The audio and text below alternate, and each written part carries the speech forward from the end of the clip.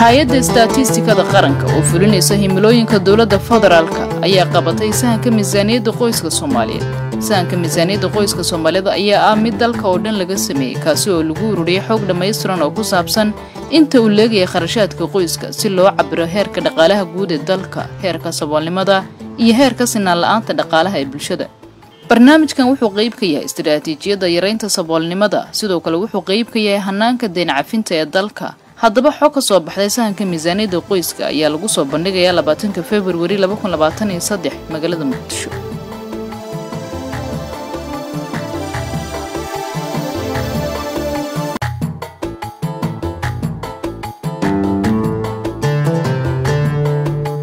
hay-adda istaatistikada qaranka oo fulinaysa himilooyinka dowladda federaalka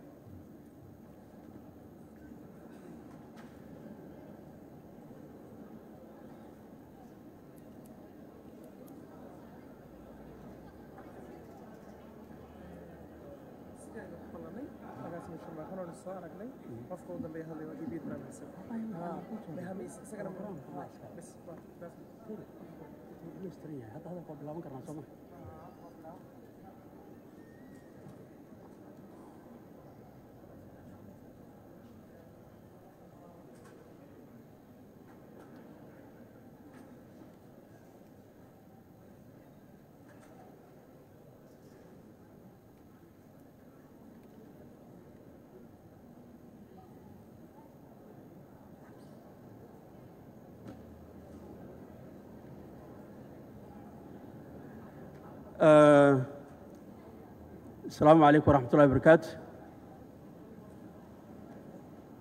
The Deputy Prime Minister,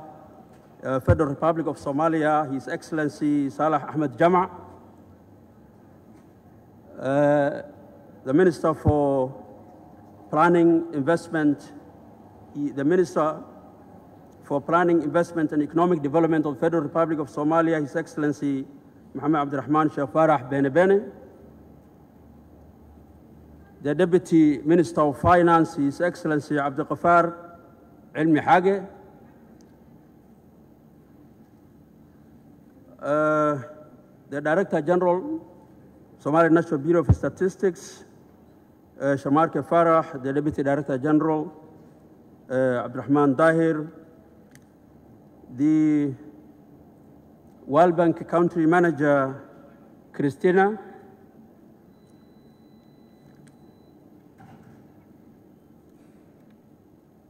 UNDP Resident Representative Joycelyn Mason, UK's FCDO Development Director, Damon Prito, distinguished guests, ladies and gentlemen, Assalamu alaikum wa rahmatullahi wa barakatuh. It's a great pleasure to have you here at the launch of the Somali Integrated Household Budget Survey report today. First of all, I would like to start with a verse of the Quran before we continue our program today. Our program will start with the Somali National Bureau of Statistics.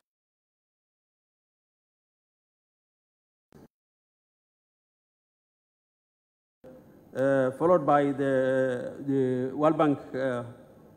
country manager who will make her remarks. That will be followed by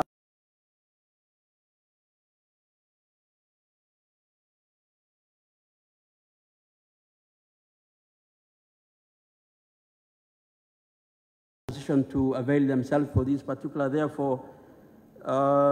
we are in the safe hands of the Deputy Finance Minister, Abdel Ghaffar Ilmi Hage, who will be also making his remarks made by the Minister for Finance, Minister for Planning, Investment and Economic Development, His Excellency Mahmoud Abdurrahman Sheikh Farah. Welcome our keynote speaker for this important event, the Federal Republic of Somalia's Deputy Prime Minister, His Excellency Salah Ahmed Jama. Without further ado, I will start this event with a verse of the Quran. أعوذ بالله من الشيطان الرجيم بسم الله الرحمن الرحيم قل هو الله أحد الله الصمد لم يلد ولم يولد ولم يكن له كفوا أحد. Before I invite Marwooyin iyo mudanayaal Ra'iisul Wasaare Ku-xigeenka Jamhuuriyadda Federaalka Soomaaliya, wasiirka qorsheynta, wasiir ku-xigeenka wasaaradda maaliyadda, agaasimaha guud hay'adda statistikada qaranka, agaasima ku-xigeenka, agaasimaha guud, dhammaan madaxda kale ee beesha caalamka halkan ka joogta, waxaan idinku soo dhawaynaynaa si kali laba ayaa idinku soo dhawaynaynaa inaad naga soo qayb gashaan naguna sharaftaan daahfurka sahanka miisaaniyadda qoyska Soomaaliyeed. Waxaan rabaa marka hore inaan u yeero kooxda Kalamaan si ay madadaalo yar oo kooban ay halkan uga soo jeediyaan. Soo dhaweeya kooxda Kalamaan.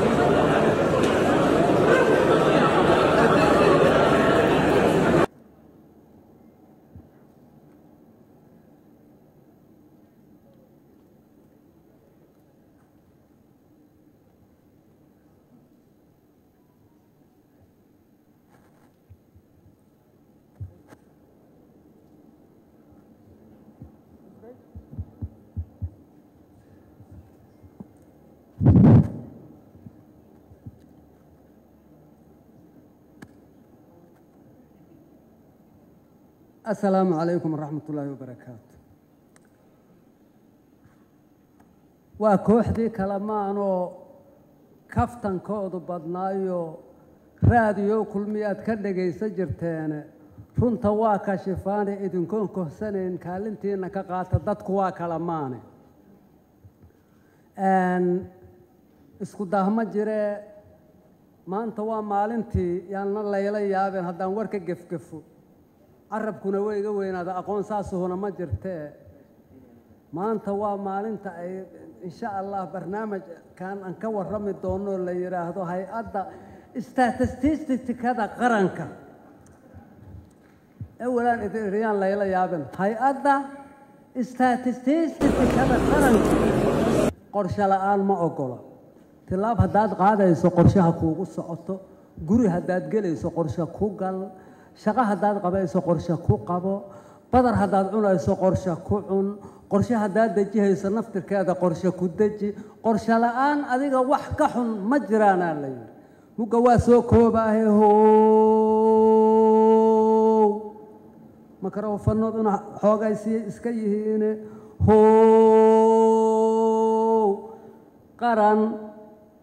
qaran ya qof walbiya qoys قرن ياقوف والبي ياقوس قرن ياقوف والبي ياقوس قرن ياقوف والبي ياقوس قياس يوقر شي رابان قرن ياقوف والبي ياقوس قرن ياقوف والبي ياقوس قياس يوقر شي رابان قرن ياقوف والبي ياقوس قياس يوقر شي رابان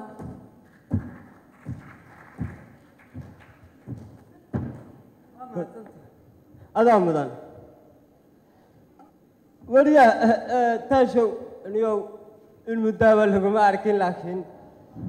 ترانا وانكار ربيو أنيو وادي كارنا يساي مالي هان سكار كجيرنا ما ما بيمانينه waxaan ku weydiiyay niyow waa yaaragnima la isleeyahay talanka raba hay waanigi muddada dheer iskaabulada ahaa moogta waagar odayaashana waxaan ka maqli jiray iskaabulanimadu waa xayaatu kalabnimo laakiin caadiyan baa arkaano hayo waa tii leeyahay marka waxaan ku weydiin rabay adaa ileeniga waa yaaragsane waxaan aad uga cabsi qabaa mushaarka yaroon qaato iyo dhaqaalaha isoo galay iyo hadhowtii ileen meeshii guri dhan iyo reer dhan iyo maamul baa la iska rabaa sidoo ma ku filnaa karaan baad isleedahay warniyo waraadan hayne hay-adda istaatistikada qaranka horena loo dhihi jiray hay-adda tirakoobka qaranka oo muddo sahan ka waday gobollada dalkoo dhan ayaa qiimeyn ku samaysay miisaaniyadda qoyska Soomaaliga ah ku bixi karta inaadeer ma dib baad madaxa ka qabtaa sidii qof dhago waxaan ku yiri kuma weydiin anigu dawlad iyo miisaan iyo arrimo miisaaniyadeed reer yaro hadda la dhisayo laba qofooda oo bil badan ba ku baxayn ayaan ku weydiiyay qiyaasta iyo qiimaha ku ma waxaad hadda ilaahay miisaaniyad iyo dawlad baad ilaahay samxil doobata warniyo adaan wax fahmine markii la ogaado miisaaniyadda qoyska la ogaa karaa miisaaniyadda qaranka dawladdan ay u fududaa kartaa oo qorsheyn loo sameey karaa qorshooyin ay sameeysan kartaa wali xil baad ku waalan tahay ilaa waad og tahay oo miisaaniyad wasiirada soo diyaariyo xildhibaanna ansaxsho madaxweyne saxiixe miisaaniyadda qoyskood ka hadlaysa yaa ansixinaya war adigu iska soo diyaari miisaaniyadda dabadeed adiga iyo marwadaadu isla qorsheeya haddana isla saxiixo isla meel mariya marka ma waxaad leedahay ileen qarashkii ku soo galayay iyo wixii ka baxay reerkaaga yar inta mushaarkaaga qiimaysatid miisaaniyad maalinla iyo mid sanadla u sameey miyaad leedahay waxa la yiri ummadan xisaabtamin xoolaha ma dhaanto xisaab la'aan xoolo waa dhumaanay waa inaad qorshe leedihiin oo qorshe samaysatiin oo reerku qorshe leeyahay wallahi inuu warkaagu ma xuma laakiin qurba joogtu waa hawla badan tahay qoladan aad leedahay waxbay keeneen annaga xagganaga gabdhuhu ninka wax la xisaabsho qorqoday u yaqaanaan ama hadhow dhibaato ka timaada halka wax dhibaato ka imaamayaan waa inay qorshe leeyahay reerku mar hadduu qorshe samaysto wax ka halaabaya ma jiraan kuna darso qoys walba hadduu qorshe leeyahay inta uu heestaa ku filan wallahi waa run oo hadda gabadhi meela doonaysaa walaal war qorshe weeye wanaagsan mar haddii la qiyaasay intii qoys ku filaade qabanqaabada guurka qumantii kula qaaday qaraabadeedii ka doono qalqalnay uusan ku taaban qarashkii ku filaa iyo qiimihii la ogaayay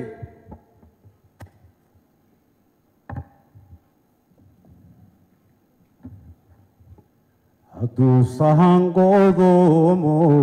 geeda doonayaan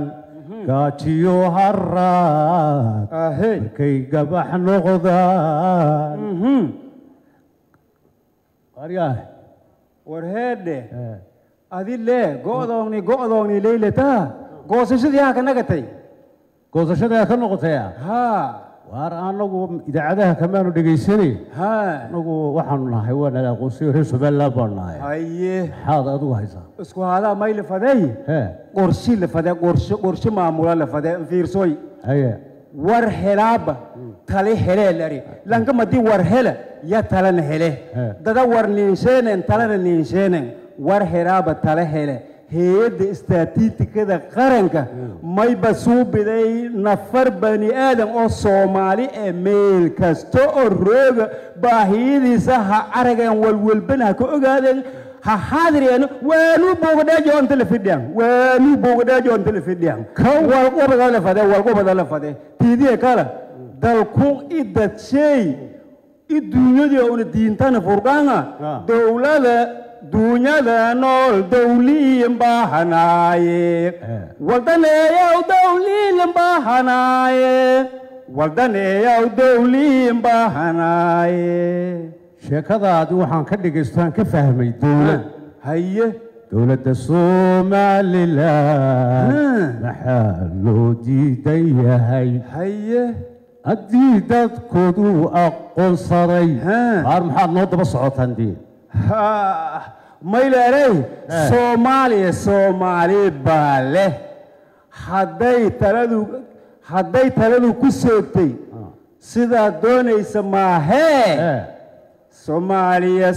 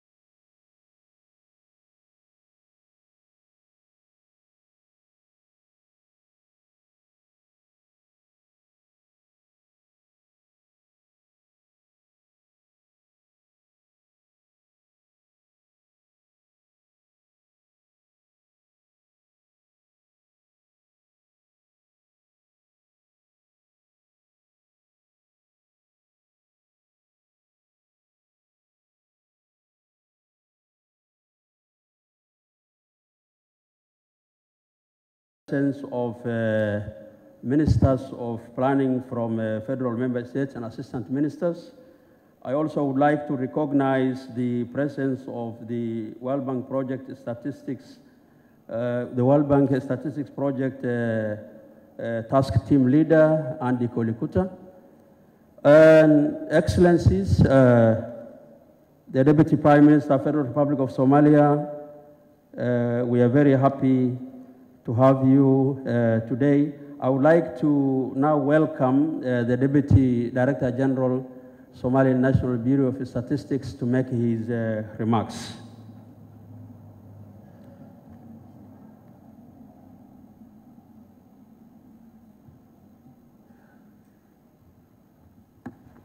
السلام عليكم ورحمة الله وبركاته. marka u horeyso Ra'iisul Ku-xigeenka Jamhuuriyadda Federaalka Soomaaliya, wasiirka wasaaradda qorsheynta dowladda Federaalka Soomaaliya, wasiir ku-xigeenka wasaaradda maaliyadda, agaasimaha guud hay'adda istaatistikada qaranka, sidoo kale bangiga adduunka oo shaqada runtii rol wanaagsan oo naga caawiyay, wasiirada qorsheynta dowlad goboleedyada, agaasimayaasha guud wasaaradaha qorsheynta dowlad goboleedyada. maanta waa maalin weyn runtii, waa maalin aad iyo aad u weyn oo runtii hay'adda istaatistikada qaranka xog laga sugayay muddo ay soo bandhigayso. hay'adda istaatistikada qaranka oo la aasaasay 2020kii waxaa u suurta gashay in maanta sahankan aad u baaxadda weyn oo dheeyta runtii aad iyo aad muhiim ah u kusoo bandhigayaan. waxaan u dayn doonaa waxa ka soo baxay sahanka, agaasimaha guud ayaa si faahfaahsan u sheegi doona. aniga keliya waxaan rabaa si kooban inaan u sheego ujeedooyinka sahankan ujeedooyinka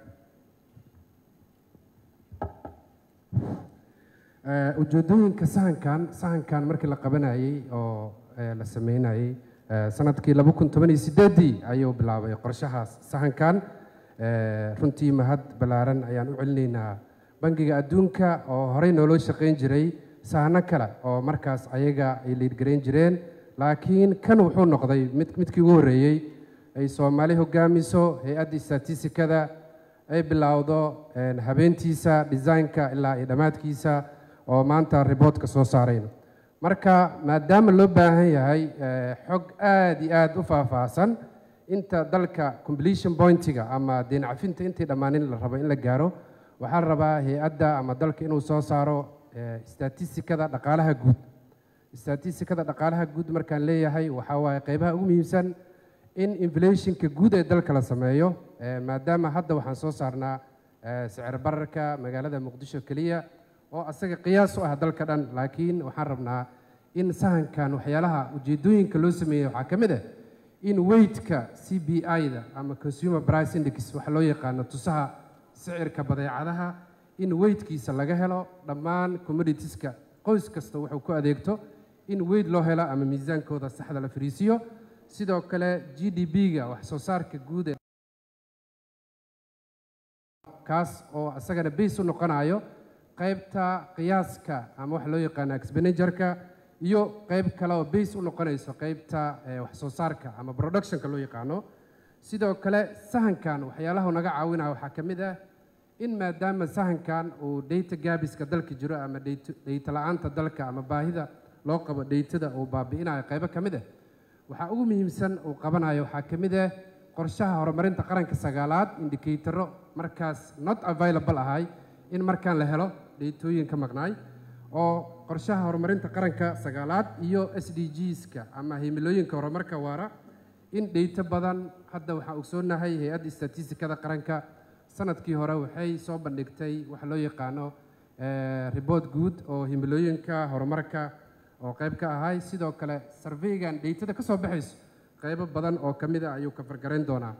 sahankan waa markii ugu horreysay hay'adda istaatistikada qaranka uu qabto, isla markaasna hay'adda istaatistikada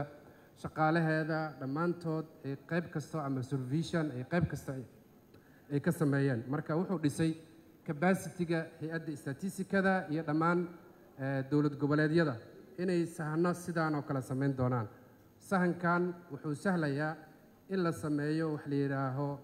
cilmi baarisyo kala duwan inta completion pointiga inta la gaarin policy papers kala duwan oo dhaqaalaha la xiriiro. wuxuu naga ka fargaraynayaa qaybahaas maadaama ii sheeg qorshaha horumarinta qaranka 9aad iyo SDGs-ka iyo dhammaan hibiga wadamada deemaha aadka u ballaaran lagu leeyahay, maadaama aan ka mid nahay wuxuu aad nooga caawinayaa dheeto fara badan oo runtii loo baahnay in sahanka laga helayo sektarada kala duwan oo agaasimaha guud mar dhow noo soo bandhigi doono. marka runtii ma rabo inaan igu dheereeyo, hay'adda istaatistikada waxay rabtaa inay u mahadceliso dhammaan tiimkii ka qayb qaatay, xog ururiyaal ha noqdo cid kastoo na saaciday. waxaan ku faraxsanahay sidoo kale maadaama hay'adda istaatistikada qaranka ay ka go'an tahay dhammaan statistical data gabiska ama wax loo yaqaano baahiyaha xog ee dalka jiro inay baabi'iso ama ay soo saarto xogta loo baahan yahay waxaa muhiim ah hadda waxaa noo qorshaysan sahanka ganacsiga sidoo kale dhammaan tirakoobyo kala duwan ama dhanka beeraha dhanka dadka iyo guryaha dhammaantood waxaa aan naga go'an muddada 3 sano soo socoto in dhammaan waddanka aysan jirin xog la'aan waxaa isha ugu muhiimsan xog la sameeyo marka intaas ayaan kusoo koobayaa aniga muhiimadda waxay ahayd inaan soo bandhigo meelaha ama macnaha ujeedooyinka sahanka waxaan kusoo dhaweynayaa markaan agaasimaha guud oo sidoo kale noo sameyn doono waxaa ka soo baxay sahanka aad u mahadsantihiin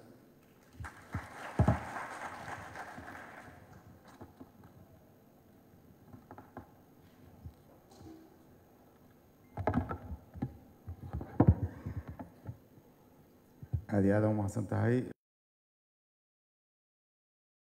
Deputy Prime Minister, Minister of Planning, Investment and Economic Development of Federal Government of Somalia, Ministers, Deputy Minister of Finance, Federal Ministers of Planning from the Federal Member States, World Bank Country Manager, UNDP Representative, Country Representative, Resident Representative, UK Development Director, government officials, academia, civil society, greetings to you all, ladies and gentlemen. We are extremely delighted with your participation today at the Somali Integrated Household Budget Survey report today. I would like to start by sharing the exciting journey that culminated in today's report. I'm glad that the Deputy Minister of Finance, Abdelghafar Hange, is here with us today. He has been part of this journey at the state level when he was a Minister of Planning in Puntland, and he will also be talking about this too later. The Household Budget Survey was first conceived in 2018 and considered necessary for Somalia's debt relief completion. Together with the Business Establishment Survey, the Integrated Household Budget Survey was incorporated into the World Bank-supported Statistical Capacity Building Project, which became effective in November 2020. The first consultations involving federal member states were conducted in January 2021, followed by a series of planning meetings with the federal member states and experts. The selection and training of the 250 plus enumerators were conducted between February and March 2022. Then we had to pause during Ramadan lest it become distorted by the household consumption during that fasting month. The field enumeration was conducted between May and July 2022. And following extensive analysis, we have the final comprehensive report today. First and foremost, I would like to extend our gratitude to the participants of the survey and all key stakeholders across the country, including federal member states. Without their cooperation and willingness to share their time, we would not have been able to gather the data necessary to produce this report. Their responses have provided valuable insight into wide ranges of socioeconomic issues, and we are greatly appreciative of their participation. I would like to also express my appreciation to our dedicated team, including management, technical experts, analysts who have worked tirelessly to ensure the accuracy and reliability of our data. Their tireless effort in collecting and analyzing the data have helped us to produce a comprehensive report that is statistically representative of the country. In particular, I would like to thank the Statistical Capacity Building Project PIU team led by Mohammed Abdinoor for their dedication and professionalism. I would also like to thank the World Bank Group for their support, led by the task team leader Andy Kotikula for his commitment, diligence, and expert support throughout. The Integrated Household Budget Survey is the most comprehensive household spending pattern survey since the 1980s. This survey was completely led by the government from design to its dissemination today. We are excited to share with you some of the key findings. All the key findings are in the report that is in front of you and can also be found on the website. The aim was to provide accurate picture of household spending in Somalia, and we have achieved this goal successfully We are particularly proud of the survey quality and applied that have been applied throughout the quality assurance at all stages of the survey. The report presents an in-depth analysis of the data collected, providing valuable insight into the household income and expenditure in different parts of the country. In total, 7,012 households were selected from 601 enumerated areas from 17 pre-war regions. The only region that has not been reached is the Middle Juba region of Jubaland. The survey indicator covers important modules including demographic characteristics, household dwellings and ownership, education, energy, employment, financial and IT services, household non-agriculture business, food security and shocks, health, education, water and sanitation. One of the most significant findings of the survey is the high proportion of food insecurity in nomadic areas. 40% of the nomads face severe food insecurity compared with 23 and 22 of the urban and rural population respectively. This underscores the pressing need for policies and interventions that can help reduce food security for nomads. The report also highlights the challenges faced by low-income households in meeting their basic needs, particularly in the areas of food, healthcare, and education. One of the areas of improvement is increase in the access to electricity, which has risen significantly to 62% for the Somali population with the Somali population having access to electricity compared to 50% in 2022 from the Somali Demographic and Health Survey. However, charcoal is still at 50% charcoal use. Firewood is still at 40%, which is the most, common source of energy that's used for cooking.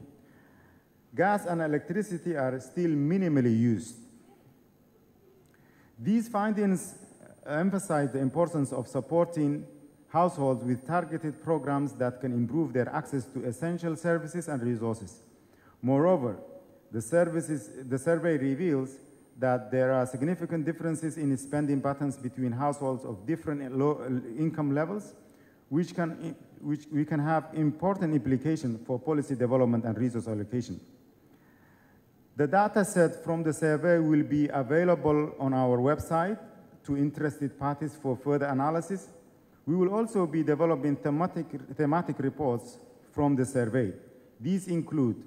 Poverty and Inequality Report, which will determine Somalia's poverty line. This will be published next month. There will also be a state-level report. Each federal member state which will publish their own report. This will be done before the end of March. We will also be developing national CPI and GDP production by approach, which will be applied before the end of the year. There will also be other thematic reports from this rich data, including economic, education, energy, and so on. With most of the economic indicators filled from this survey, the Somali National Bureau of Statistics is currently in advanced planning stages of the multiple indicator cluster survey in partnership with UNICEF. The mix will cover large gaps in our social sector statistics. The Somali National Bureau of Statistics is also planning to conduct agriculture, livestock, fisheries, and forestry census, as well as environmental statistics in response to government priority for developing policies and plans in these critical sectors. Last but not least, the Bureau is also planning for the much-awaited population and housing census in 2024. I would like to conclude by expressing our gratitude to all those who've contributed to the success of this survey and report. Our hope is that the information presented here will serve as valuable resource for policymakers and other stakeholders who are working to improve the well-being of Somali citizens. The survey and report will be used by the Ministry of Planning, Investment, and Economic Development, which under the leadership of Honorable Minister Bene Bere is currently reviewing the progress of NDP 9 and will start developing the National Development Plan 10 at the start of next year. Thank you for joining us at this launch, and we look forward to your collaboration as we move to fill our statistical gaps for better policies and plans for the country's development. Thank you very much.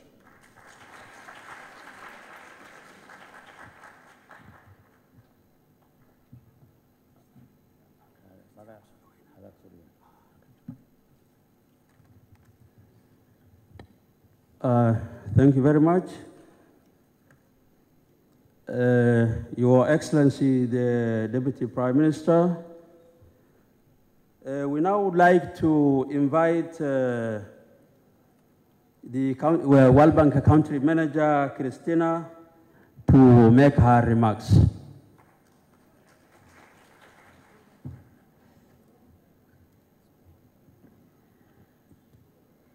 Deputy Prime Minister, Minister of Planning, Deputy Minister of Finance, DG of Somali Bureau of Statistics, ladies and gentlemen, representatives from the federal member states. It's a great pleasure for me to be here in person today at this important launch. I'm going to make three quick points. Some of them have already been made by the DG. But the first one is really that this is owned by the Somali people. So this builds on a long collaboration between the World Bank and other partners and the Bureau of Statistics. But this is the first large-scale survey that is conducted by the Somalia Bureau of Statistics and completely owned by the government. So again, the government is in the lead in collaboration with ministries and the ministers of planning of the federal member states. While this survey received financial and technical support from the World Bank, the SNBC is in the driver's seat. And that makes me very proud, and again, you should be proud of doing this important work. So this household budget survey is important. My second point is that it's extremely important for poverty reduction and development, which is what we're all here for. The household budget survey is a standard tool in most countries to monitor poverty. And as the DG mentioned, there will be new poverty numbers coming out in the next few months based on this survey. Somalia will be able to estimate its poverty rate and monitor its poverty reduction according to NDP 9. The World Bank is working closely with SNBC to provide technical assistance to construct a Somali-owned national poverty line and to measure the poverty rate. Again, we expect these poverty numbers to be released shortly, but this year-long collaboration is really leading up to providing important benchmarks for your development. The last point that I will make is that this survey put a strong focus on gender. As we all know, data is fundamental for evidence-based decision-making, but the challenge is often that the women's voices are not heard, and that their voices are often not reflected in official statistics. This survey then focused on collecting data at the individual level. As a result, key development indicators, such as those related to access to finance, use of internet, and land ownership, can be disaggregated by gender. This is a great achievement, and I would like to encourage the government to use this data to better understand gender differences and to develop policies to promote gender equality. So those were my 3 points. And again, I just want to say what an honor it is to be here today and to represent the World Bank that had a small part in this, but again, it's done by you, and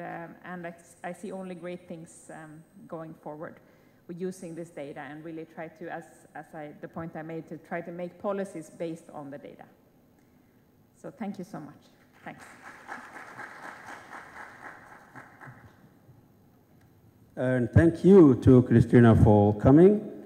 I would like to recognize the presence of FAO representatives, UNFPA, WFP, Save the Children. If I may have skipped anyone,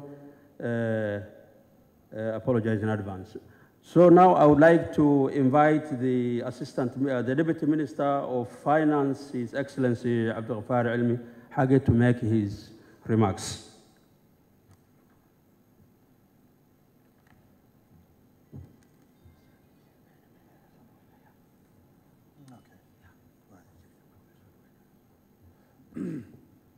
بسم الله الرحمن الرحيم. الحمد لله رب العالمين. مدن رئيس وزراء ku-xigeen, wasiirka wasaaradda qorsheynta, agaasimaha guud ee hay'adda tirakoobka, madaxda kale Christina iyo Damon iyo madaxda nagala joogta hay'adaha caalamiga ah iyo dhammaan ka soo qaybgalayaasha. Asalaamu calaykum waraxmatullaahi wabarakaatuh.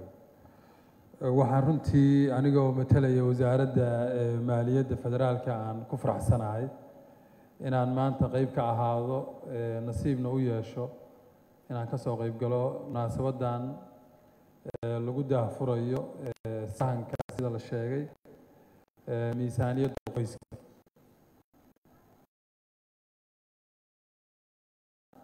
midda hore waxa weeye mudane ra'iisul wasaare markii uu bilaabanayay sidii sharmaarka waxyar halkan ka sheegay,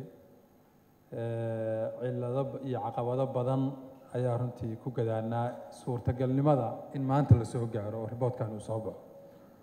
kuwa ugu waaweyn marka laga soo tago dhanka farsamada oo technical yacni issueska markaa la arkayay waxay ahaayeen kuwo siyaasadeed bay ahaayeen. dalkan oo dal federaal ah oo isku keenis lagu wado oo runtii meelaha qaarkood la kala shakisan yahay sida riboodyada sensitive-ka ah oo hay'adda iyo istaatikada iyo wasaaradda qorsheynta ay hoggaamiyaan, waxyaabaha ka soo bixi doona si u ekaan doonaan dad badan ay shaki ka qabaan darteed waxay ahayd in la isla helo qaabka iyo sida loo qabanayo oo maamul goboleedyadu qayb uga noqonayaan arrin aad u dhib badan. waxaan marka rabaa inaan bogaadiyo, anigu waxaan ka mid ahaa dadkii shakigaas qabay oo markii la bilaabayay aad iyo aad su'aalo uga qabay, waqti badanna ay u taagneyd inaan isfahan abuurno sida shaqadaan u qabsoomayso. sambalka yaa sameynaya, roolka dowlad goboleedku see yahay, roolka dowladda dhexe see yahay, methodology waxay see loo jaangoynaya. laakiin maamulka hay'adda oo sharmaarka horboodayo wuxuu runtii ku guuleystay si joogto ah inuu uga howlgalo oo maaragtay uu nagu qanciyo, ayadoo weliba markaas ay xaaladdu aad u adkayd xiriirada ka dhexeeya dowladda federaalka ah iyo maamulada qaarkood in aan hawshan bilowno. waana wax iska jira oo sunno ah in siyaasadda federaalka iyo isriixa inta badan isteedyada ka dhexeeya uu saameeyo mashaariicda waddanka muhiimka u ah oo bahalkii u ah. marka sidaas darteed waxaan ku faraxsanahay oo kale inaan ugu dambeyn qayb ka noqday, wax ka hoggaamiyey, wax ka bilaabay, maantana aan ka soo qayb galo. aad iyo aad baan idinku tahniyeynayaa, aad baan idinku hambalyeynayaa. marka hore midda labaad waxaa weeye ra-iisul wasaaraha ka hadli doona iyo wasiirka qorsheynta sida guud oo riboodkan muntafac u yahay, laakiin mid iyo laba haddii aan ka sheego, annaga waxaan hadda ka hadlaynaa in la gaaro dayn cafintii bardhamaadkeedii completion pointigii sanadkan dabayaaqadiisa. dowladda Soomaaliya waxaa laga rabaa inay hoggaamiso markii dayn cafinta wixii ka dambeeya qorshayaasheeda horumarka,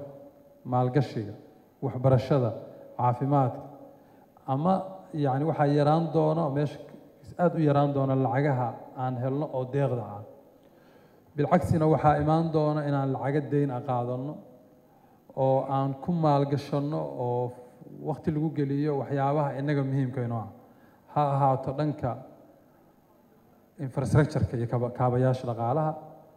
ama ha ahaato dhanka horumarinta maaragtay waxa la yiraahdo skill development-ga oo waxa inoogu dhib badan maanta ay tahay in aad u hooseyso xirfadda dadkeena ama human capital capacity-geena. oo sabab u ah boqolkiiba 75 shaqo la'aanta dhalinyarada maanta haysata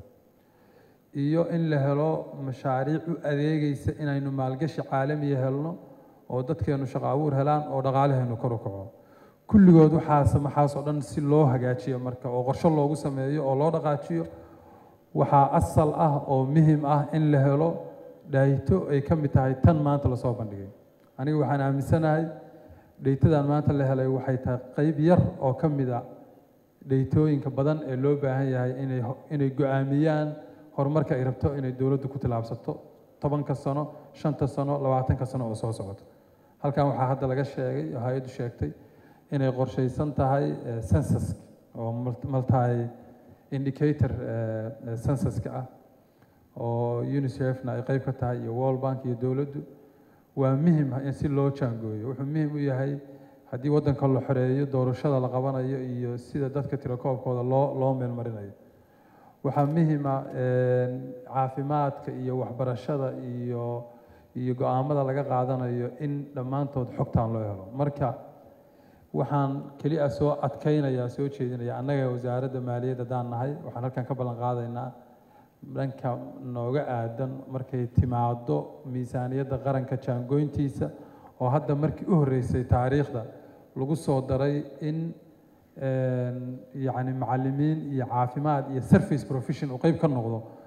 in aan dhaytadan u isticmaalno ilaa xad inaan go'aamada annaga noqoseeyo inaan isticmaalno kow in istiraatiijiyadda boostahibik oo xafiiska ra-iisul wasaaraha iyo wasaaradda maaliyadda iyo wasaaradda qorsheyntooda shaqayn doonaan ay asal iyo center u noqoto waxaan boorinayaa mudane ra-iisul wasaare wasiirka qorsheynta waa joogaa dhaytada waxaa dabeecad noo ahayd waqti dheer in dhayto la helo laakiin aan la isticmaalin dhayto qurux badan oo marfashka la dhigo hay-adaha qaarkood markay brobosalada iyo qoranayaan ku ekaato go'aamadeenna aan qaadanayno inay dhaytadan qorshayaasha soo socda ee dowladdu qaadanayso inay saldhig u noqoto oo ay noqoto wax dadka public ah yaqaano meesha xogta ku qoran faahfaahinteeda halkan laguma soo koobi karo aad iyo aad baad u mahadsantihiin waqtiga kooban boqolkiiba boqol baan u mahadcelinayaa kasoo qaybgalayaasha iyo dhammaan inta aan iloobay asalaamu calaykum waraxmatullaahi wabarakaatu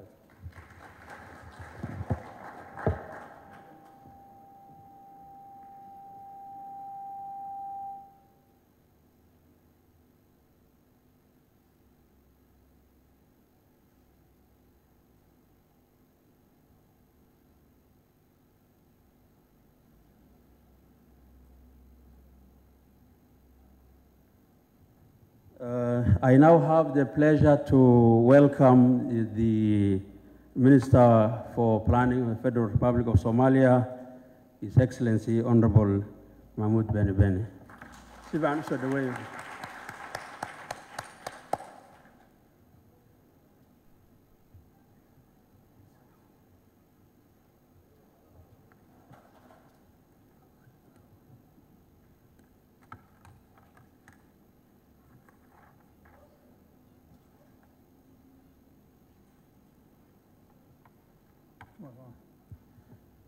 السلام عليكم ورحمة الله وبركاته.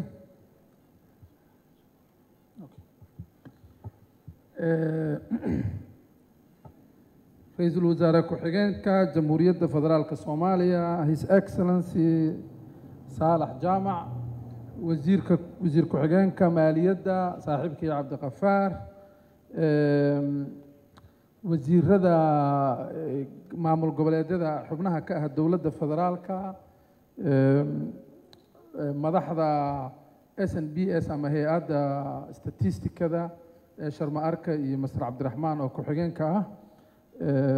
madaxda ka socota World Bank-ga Christina iyo teamka kaleento oo maxaan ku dhahaa Damon Briston oo UK iyo other representatives from partners kulli bahda hay'adda statistikada qaranka qaybahooda kala duwan audience kala kulligiin salaamullahi calaykum waraxmatullaahi wabarakaatu waxaan aad iyo aad ugu faraxsanahay kulankan qiimaha leh ee lagu daahfurayo barnaamijkan sharafta iyo qiimaha leh ee muddada badan laga soo shaqeynayay ee ah sahanka miisaaniyadda qoyska Soomaaliyeed oo aad u jeedaan in shaqo badan iyo waqti badan iyo cilmi badanba la geliyey markaad fiirisid waqtiga laga soo bilaabay oo bilowday iyo maanta oo daahfurkiisii la jooga waxaa halkaas ka cad in waqti aad u badan la geliyey sahan wax midkan oo kale u eg oo miisaaniyadda qoyska Soomaaliyeed lagu soo bandhigo ama warbixinteeda lagu soo bandhigo waxaa ugu dambeysay muddo laga joogo 40 sano ama 1985 qiyaas ahaantii waxay ku tusaysaa in saara sahan xogtan weyn oo intaan la eg ay leedahay magnitude-ka iyo xigmadda iyo faa'iidada oo u leeyahay khaasatan in la isticmaalo daatooyinka oo feed garaynaya go'aanada dowladda in priorities-keena iyo danaha go'aanada aan gaarayna in la qaado sahanka noocaan oo kaba waxay caddaynaysaa in la ogaado levelka dee dhaqaalaha qoyska Soomaaliyeed ku bixaysa iyo dee weliba saboolnimada iyo faqiirnimada levelka aan ka taaganahayna waa laga ogaanayaa wuxuu buuxinayaa indikeetaradii xogta loo la'aa oo go'aan qaadashadeenna ama halbeegyadeenna qorshaha horumarinta qaranka in nafteeda xogtii iyo indicatorskii loo baahnaa surveyga midkan oo kaleenta aad u buuxin doonaa ama ha noqoto GDP-ga ama ha noqoto weight-ka oo maxaan ku dhahaa tusaha sicir bararka amaba CPI-ga ama consumer maxaan ku dhahaa price index-ka oo kaleento weight-ka la isticmaalayo ama base-ka oo production-ka maxaan ku dhahaa GPA-ga markii la isticmaalayo marka dhanka kale maadaama annaga aynu ku jirno deyn cafintii ama processkii deynta loogala cafin lahaa si loo soo saaro baybaro badan oo policy briefing oo xog badan waa in la hayaa surveyskan oo lagu salayn karaa daatooyinka de in wax badan laga qoro marka la rabo dhanka kale markaa ka fiirisid himilooyinka ama waxa la dhahay SDGs-ka indicatorska oo kaleenta ayagana sidoo kale wuu feed garaynayaa aad iyo aadaan rabaa waxaan rabaa inaan ugu mahad celiyo si aan go'aano macno leh u gaarno waxaa loo baahan yahay daato ama xog lagu saleeyo Soomaalidu waxay dhahaan markii tala la helaa macnaha ku dhahaa waxaa la helaa maxaan ku dhahaa baa go'aan fiican la gaaraa haddii aan deetooyinka ama xogta sidaan oo kale aan la haynin savvy decisions ma la gaari karo especially adduunyadan casriga ah waa loo baahan yahay roolka hay-adda statistiga qaranka in mar kasta ay dhammaystirto data gabiska dalkeenna haysto si dalkeenna go'aanada dhaqaalaha ee waaweynka ee nagu soo socda loo gaaro ama loogu saleeyo hab cilmi ku salaysan yahay oo data iyo factors iyo figures leh waxaan rabaa inaan annaga ka wasaaro qorsheyn ahaan go'aanadaas si loo soo saaro daatooyinkan waa waxyaabaha marka dowladnimada qaybaheeda kala duwan oo dhan support garaynayo aad iyo aadaan rabaa inaan ugu mahad celiyo bahda SNBS ama hay-adda statistikada qaranka dhanka kale waxaan rabaa inaan u mahad celiyo marka laga reebo tiimkii ka shaqeeyey ee hay-adda madax ahaan iyo shaqaale ahaan garab istaagga ayna siiyeen dadka international partnerska ama development partnerska oo ay World Bank ugu horeyso iyo maxaan ku dhahaa IMF iyo hay-adaha kaleento oo dhan waa garab istaag iyo support nagu dhiirigeliyey in la deliver gareeyo shaqadii noo taalay garab istaaggaasna aad iyo aadan ugu mahad celinayna aniga oo magaca dowladda ku hadlayo gabagabadii waxaan rabaa inaan u mahad celiyo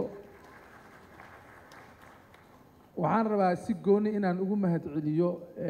tiimka hay-adda statistikada qaranka oo hogaaminayo Sharma Arke iyo ku-xigeenka Mr. Cabdiraxmaan waxaad muujiseen inaad shaqo fiican qabataan waxaad ku guulaysateen in ajandooyin waaweyn ee sida survey kan oo kale iyo kuwa kale soo socdaan ognahay ee xajmiga weyn leh inaad ku guulaysataan sharaf iyo qiimana waa leedihiin waana ku faraxsanahay waana ku kalsoonahay inaad deliver gareyn kartaan intaan in ka badan soomaaliyana si ay u noqoto soomaaliya waddamada casriga ah waxaan u baahannahay inaan baahiyooyinka deetooyinka iyo xogta naga maqan saan u dhammaystirino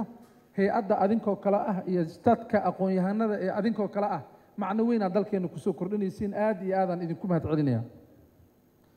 waxaa maanta nala jooga oo meeshaan noogu keynote speaker noo ah ra-iisul wasaare saalax oo khudbadda kiiga noo suubin doono waxaan rabaa marka inaan ku soo dhaweeyo ra-iisul wasaare saalax insha allah podiumka si uu noogu suubiyo insha allah khudbaddii xafladda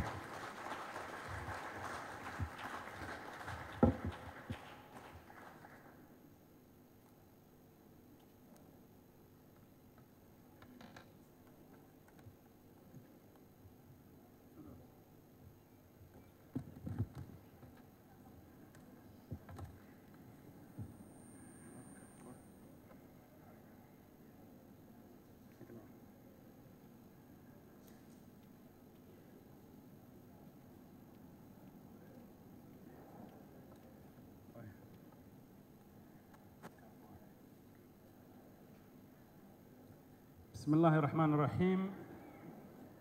وزير رضا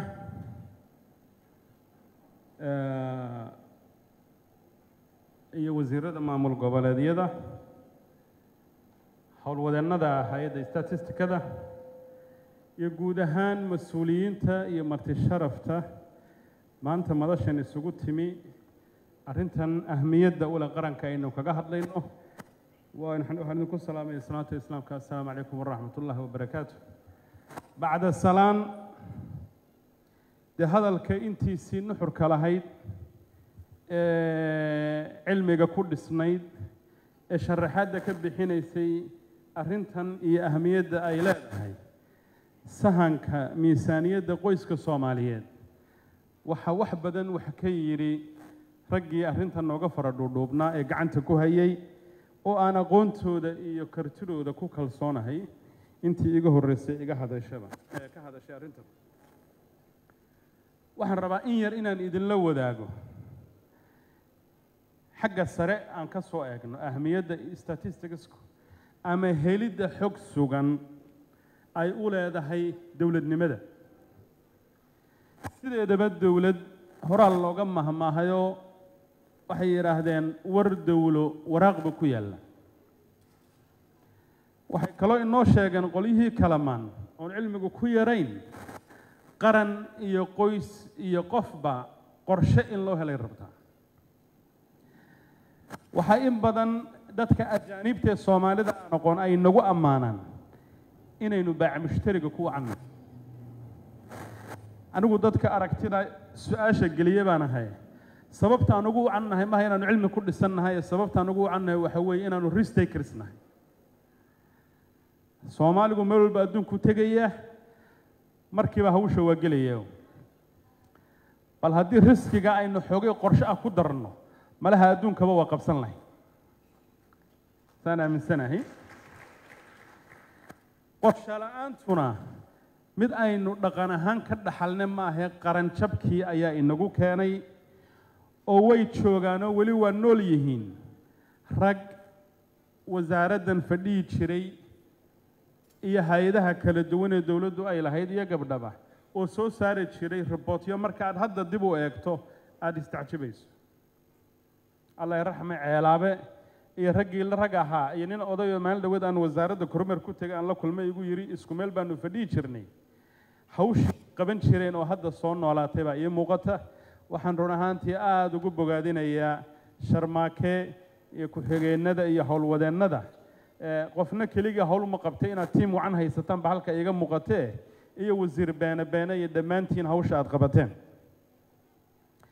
anigu muddo yar ka hor waxaan ahaan jiray wasiirka shaqada shaqaalaha iyo arrimaha bulshada yacni dabarka iyo seetada ay mas-uulka ku xidhayso xog la-aantu baan rabaa inaan in yar idinla wadaago waxaan u igmanaa inaan ka qabto arrin ummadda soomaaliyeed oo dhan ku mudan oo da-yarteennana aada u saamaysa oo la yidhaahdo shaqo la-aan shaqo la-aan marka aan ka hadlayo ama heerka shaqo helis ee dalka waxaan marti uga ahaan jiray niman la yiraahdo ILO oo dalka baan xafiis ku lahayn markaa ayaa waxay oran jireen shaqo la'aanta dalkaagu waa intaa waa 70%. horta maalinkaasaan waxaanu bilownay inaanu hay'adda iyo wasaaradda kala shaqeyno ka horna mid la soo saaray baa jirta laakiin kaasi badi wuxuu isaga badnaa dushu ka imanayay in si baahsan loo cabiro heerka shaqo la'aanta dalka. arrinta labaad ee iyana wasaaraddaasi u eegmanayd waxay ahayd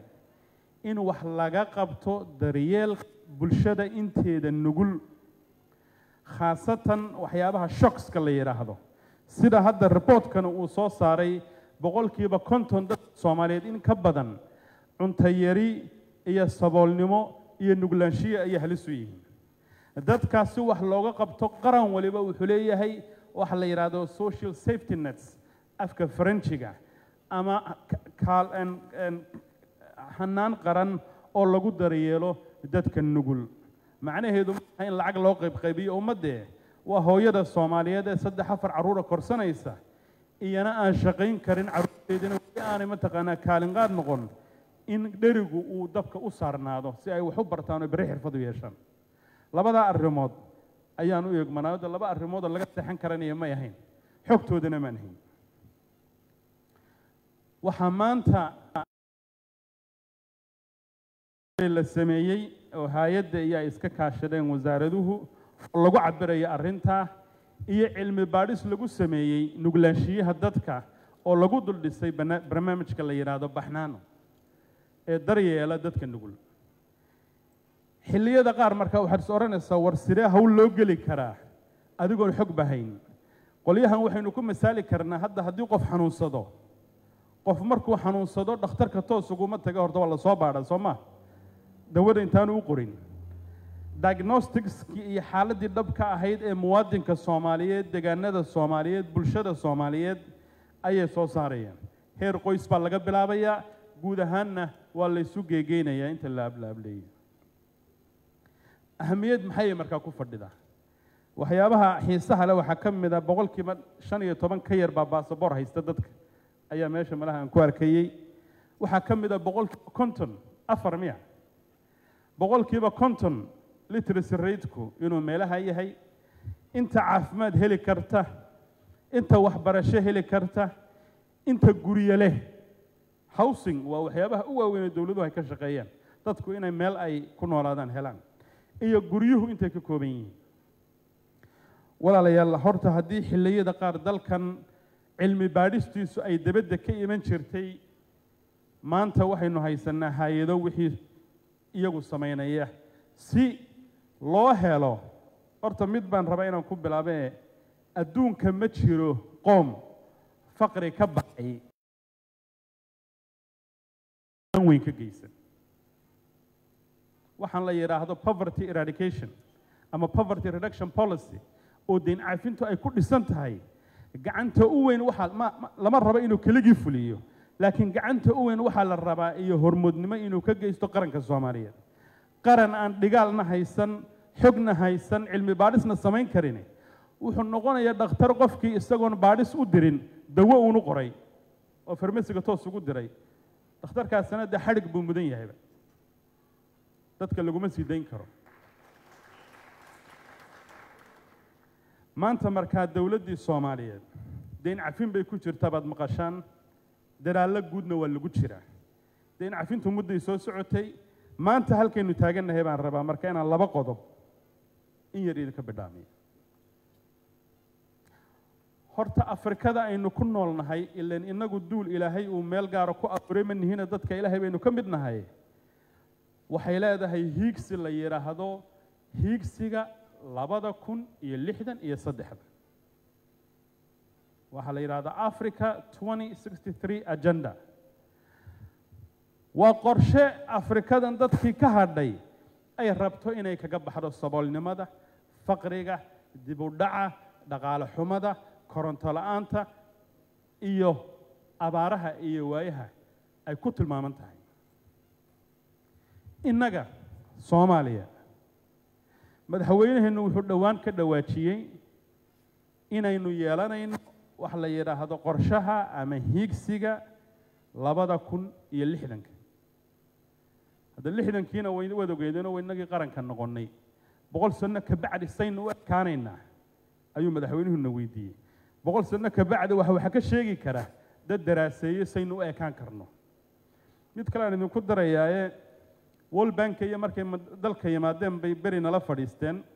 وحين نويديين محا إذن كقرشة وحبرشة عافمة دي هرمرين وحين نقول جوابني حوجي سكول أبان لو وريجينا حوجي هوسبيتال وحصانو قبانينا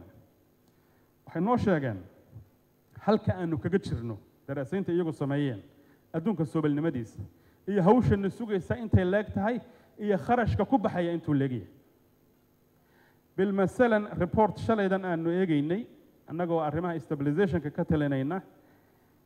waxa la yiri lacag 150 milyan ka badan baa waxay ku baxdaa waxa la yiraahdo essential health services dadka Soomaalida lagu daryeelo boqolkiiba 10 waxay ku baxdaa dhismayaal waa infrastructure boqolkiiba 50 waxay ku baxdaa kharashaad la siinayo howlwadeennada bahda caafimaadka boqolkiiba 30 iyo meelaha in ka yarna waxay ku baxdaa daawooyinka la keenayo maxaa noo geeyay marka inaanu arrintaa eegno waxaa noo geysay annagoo qiimeynayna sidee baynu adeegyada u geynaa labaataneyada degmo ee 15 sano gacanta cadawga ku jiray aan dawlad weligood arag xogtii aanu markaa aadan yabaal iyo xaradheere iyo markaysay ceelbuur qorshaha aanu kala leenahay dawladahan inaanu adeeg gaarsiino xogtii aanu ku dul dhisaynay iyo populationka waxaanu ka soo dheeganay qorshaha qaranka iyo reportyada hay'adda statistikada oo noo sheegay sida populationku uu yahay iyo habnoloodku siduu yahay أول واحد لو رنشر وحي الله هلا هلوجي وعادة الصوماليات بقى شر مركي تجي وحي كلين ورمحينه يلنا وحلينا جاي راهدين وحلينا يراهدين وحكور النبي كلين أرندا سقرش الآن بيت المامسة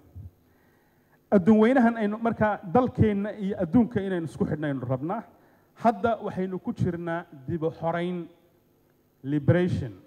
إنه عدوجا كجفر مروشير إنه دولك يدجانا ذي كوهب سرين waxa barbar socota wax la yiraahdo stabilization oo la gaarsiinayo dawladnimada deegaanada waxaynu la tacaalnaa oo ay had iyo habeen la inaga caawiyaa waliba arrinta saameynta abaaraha iyo sidii ummadda looga samata bixin lahaa macaluul maantada aynu joogno waa gugii lixaad ee roob yari dalkani ay ku habsatay ma aha arrin inoo gaara waa arrin saameynteeda ugu weyn ay saamayso hoonkan Afrikaynu ku noolnahay Afrikada guud iyo adduun weynahaba waxaynu u soo labisano tayo u soo xidhanay dad populationkiisa badhkii uu halis ugu jiro in macaluul uu halis u galo qorshay u baahan tahay nambaray u baahan tahay ku talagal bay u baahan tahay waxa sababa oo keena amuuraha arrin caam ahaan adduunka oo dhan hadda uu la baaxadegayo oo la yiraahdo isbedelka saameynta isbedelka cimilada ruuxii Soomaaliga hodan ahaa waayo ka hore 300 ariya haystay iyo xoogay geela isagoo dawarsanaya ayuu magaalo weyn cidhifkeeda imanaya qorshe u baahan waxa markaa waxa soo dhan barbar socda dawladdu dadaal nuucay bay ku jirtaa si ay arrimaha u xalliso dawladdu waa la sharaxay qorshe qaran baa jira qorshaha qaran waxa udub dhexaad u ah waxa la yiraahdo istiraatiijiyadda yareynta faqriga si loo yareeyana dadkii inta cunto la soo ururiyo la siin maayo dadkii fursada loo abuuraya shaqa loo abuuraya jawi investment baa la abuuraya wasaaradda qorsheyntu waxay hadda geysay golaha shacabka laba sharci midna uu kobcinayo oo promote gareynayo investmentka midna uu sameeynayo protection u sameeynayo ilaa maalgashadihii waa in la ilaaliyo xoolihiisa iyo hay'adii waxa maamuli lahayd waxa barbar socda sharciga la yiraahdo extractive industries dalkan dahab iyo diamond iyo wax badan baa ku jira culimada qaar waxay sheegaysay 100 milyan dahab gaadhaya in dalka laga dhoofiyo iyo minerals qorshe in loo dejiyo u baahan tahay marka poverty reduction xilligii dadku ay dawlad u wada shaqayn jireen dawladii ay lacag wada qaybin jirtay 7ka waa laga baxay dadka fursad baa loo abuuraya fursadaasna vehicle-ka ugu weyn ama gaadiidka ugu weyn ama awrka gurgurshaaga ee lagu guuraya waa waxa la yiraahdo marketka waa suuqa waa in la helo suuq furan oo dadku ay shaqo ka helaan oo ay ka adeegan karaan oo ay nolol ka abuuri karaan doorka dawladdu markaa waa jihayn iyo hagid ee fulin ma waynu aragnay private sector-ka Soomaaliyeed sida ay wax u qabato marka fursadda la siiyo telecommunication-kana waad aragteen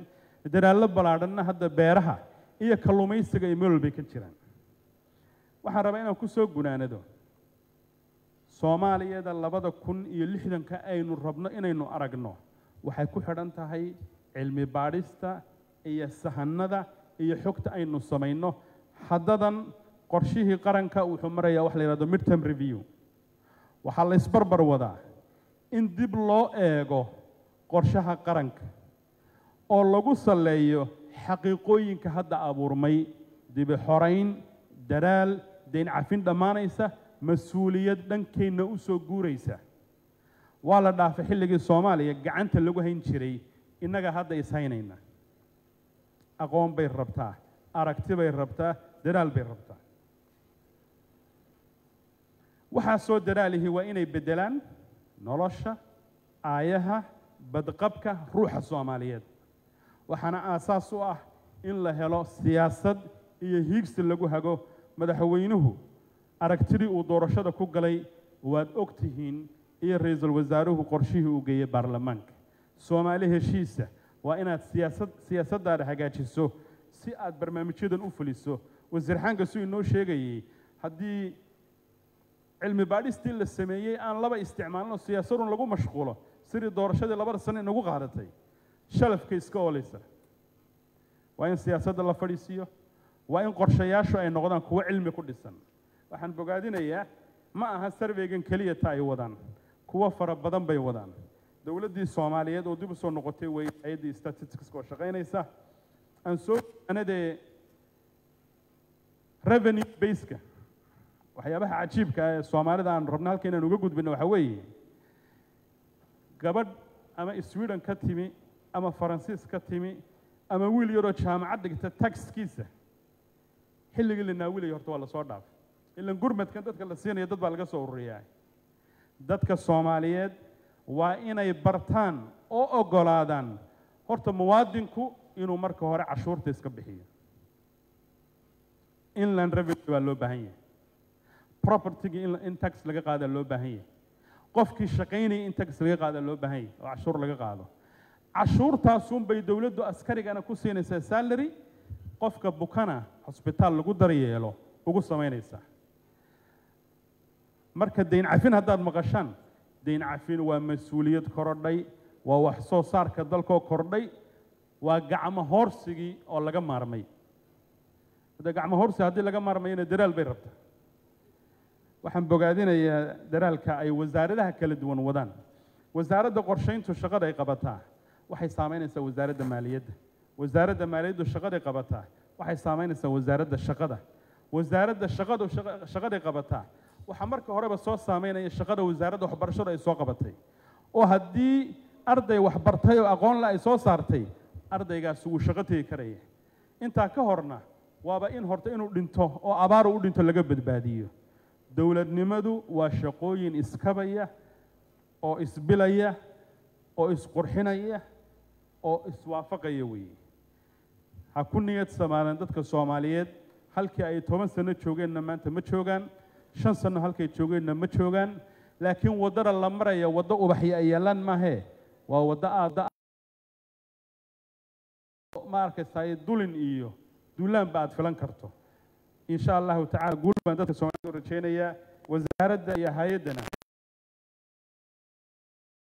tagay hawsha ay hayaan waan ogahay qoliyaha World Bank-na wala loo turjumayaa iyana waa mahadsan yihiin oo halbeega iyagu waa inaanu nasino oo ay dal kale u gurmadaan oo inaga ildaran intaasaan ku soo guraanadaya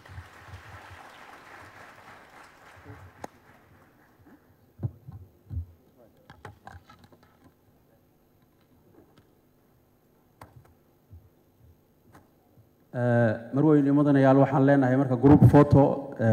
waxaan marka idin ka codsanaynaa halkan timaadaan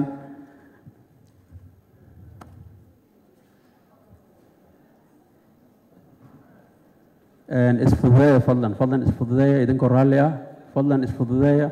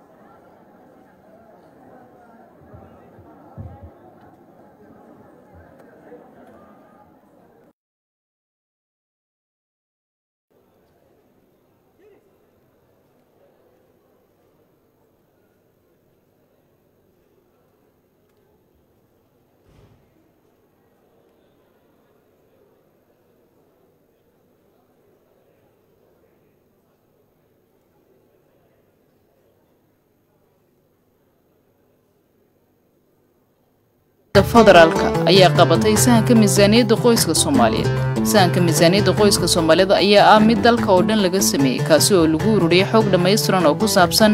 inta uu leeyahay kharashaadka qoyska si loo cabiro heerka dhaqaalaha guud ee dalka, heerka saboolnimada iyo heerka sinaan la'aanta dhaqaalaha ee bulshada. barnaamijkan wuxuu qayb ka yahay istiraatiijiyadda yareynta saboolnimada, sidoo kale wuxuu qayb ka yahay hanaanka deyn cafinta ee dalka. haddaba xog ka soo baxday sahanka miisaaniyadda qoyska ayaa lagu soo bandhigayaa 20 February 2023 magaalada Muqdisho.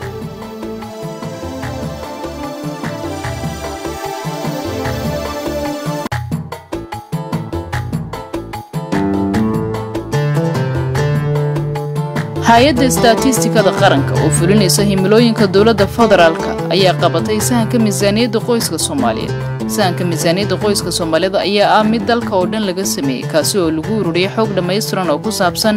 inta uu leeyahay kharashaadka qoyska si loo cabiro heerka dhaqaalaha guud ee dalka, heerka saboolnimada iyo heerka sinaan la'aanta dhaqaalaha ee bulshada. barnaamijkan wuxuu qayb ka yahay istiraatiijiyadda yareynta saboolnimada, sidoo kale wuxuu qayb ka yahay hanaanka deyn cafinta ee dalka. haddaba xog ka soo baxday sahanka miisaaniyadda qoyska ayaa lagu soo bandhigayaa 20 February 2023 magaalada Muqdisho.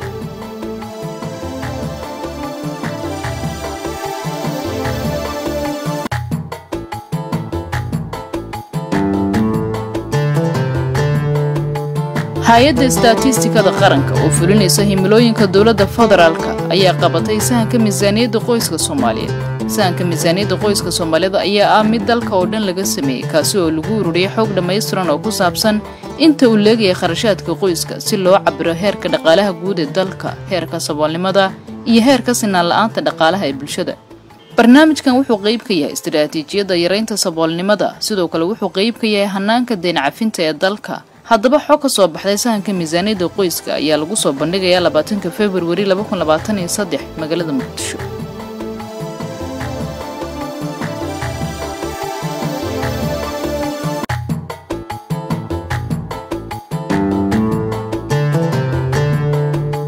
hay'adda statistikada qaranka oo fulinaysa himilooyinka dawladda federaalka ayaa qabatay sahanka miisaaniyadda qoyska Soomaaliyeed. sahanka miisaaniyadda qoyska Soomaalida ayaa ah mid dalka oo dhan laga sameeyay kaasi oo lagu ururiyay xog dhameystiran oo ku saabsan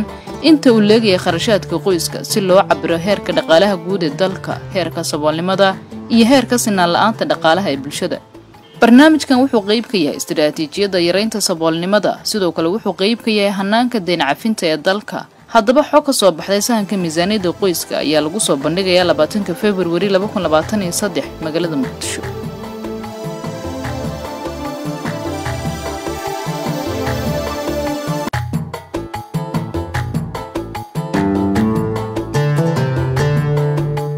hay'adda statistikada qaranka oo fulinaysa himilooyinka dawladda federaalka ayaa qabatay sahanka miisaaniyadda qoyska Soomaaliyeed. sahanka miisaaniyadda qoyska Soomaalida ayaa ah mid dalka oo dhan laga sameeyay kaasi oo lagu ururiyay xog dhameystiran oo ku saabsan inta uu leeyahay kharashaadka qoyska si loo cabiro heerka dhaqaalaha guud ee dalka, heerka saboolnimada iyo heerka sinaan la'aanta dhaqaalaha ee bulshada. barnaamijkan wuxuu qayb ka yahay istiraatiijiyadda yareynta saboolnimada, sidoo kale wuxuu qayb ka yahay hanaanka deyn cafinta ee dalka